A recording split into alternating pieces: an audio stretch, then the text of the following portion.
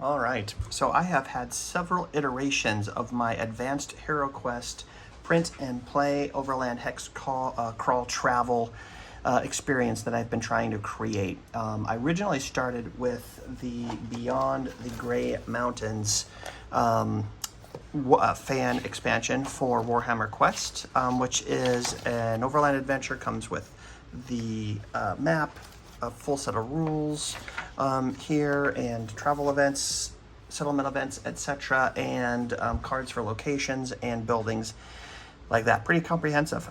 Fairly excited about it still, and will probably incorporate some of these aspects into my Hexcrawl. But the one thing I love about Advanced HeroQuest is that you can indeed incorporate Warhammer Quest ideas and things into your Advanced HeroQuest game, and you just have to kind of look at it. And I think if you look at it in a certain light, it's very pliable. So I moved on from this one, but this one has, like I said, the rules. It has event tables. It also has available for it some travel cards. Now I love these travel cards, and so this one I'm definitely keeping for my Advanced Hero Quest hex travel. And then once inside a settlement, then per day you would pull one settlement card, and then just resolve that event in the settlement. So like that right there.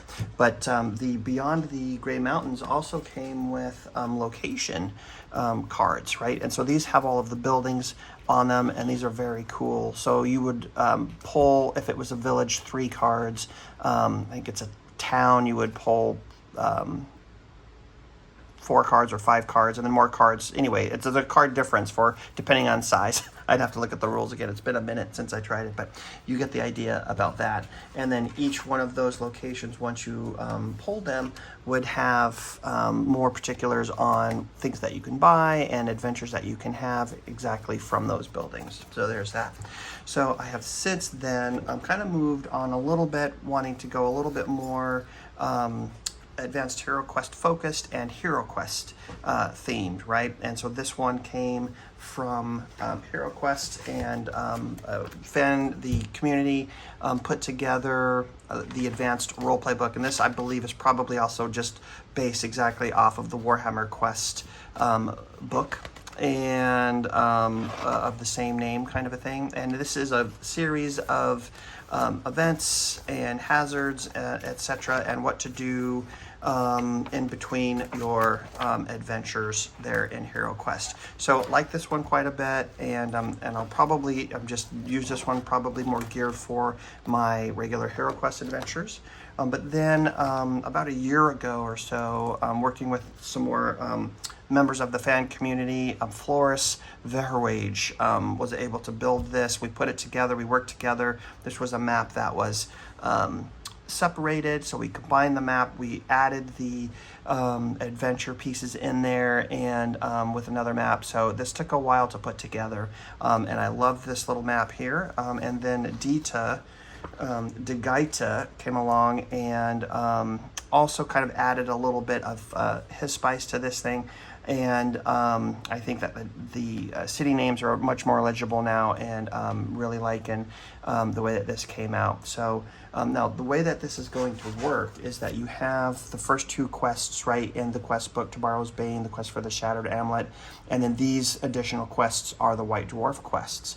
And so the way that I work it out here, I'm just going to give a little rundown of how it works. There's my little token of dudes. If you're completing, say, quest 1 is all done, maybe you hang out in the city for a while, you kind of rest up from that adventure, but you're ready to head out now. And then here is Pedravan, and this is for quest 2, the Shattered Amulet. So you get word that the Shattered Amulet is something that needs to be discovered and put together. So here you are on your way. Now the scale of the hexes here is about a week. So each hex is about a week. And then so my thought is if you roll a 1, then you will have an event.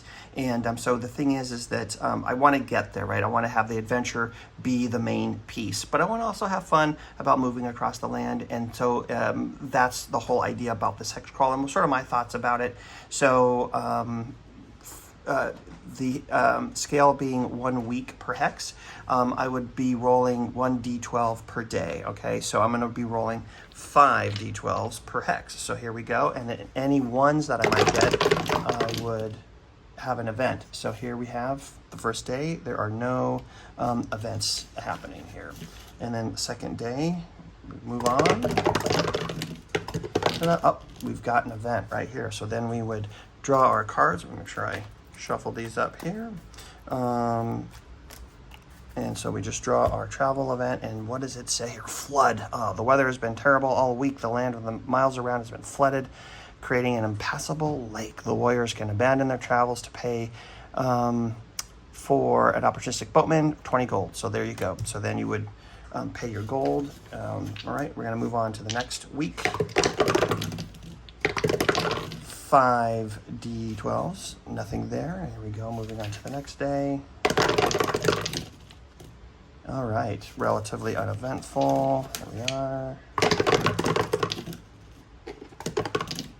Ta-da. Ooh, that was close. Almost had one. We're going to go ahead and make it all the way to Paravon so we can kind of base it and stake out the new tavern, etc. Let's see if we can reload before we head in. But we have an event, one more travel event before we get there. A blizzard. The blizzard howls across the land, and you are unprepared for this weather. The warriors avoid the bitter weather by holding out in a cave until the storm abates. The warriors are unable to reach the settlement and must start the next adventure. So there you go. So the travel cards have thrown a wrench in our plan. We have to go right into the adventure, boom, and then I would grab the information from the Shattered Amulet and just get started. So that's kind of my idea about the overland travel and how it would work. Very simple. Again, my thought is just mainly to want to get from point A to point B, but to have some spice kind of thrown in there and move on as I travel from place to place and put together these campaigns. So there you go. I'd love to hear what you guys think and if you guys do anything similar.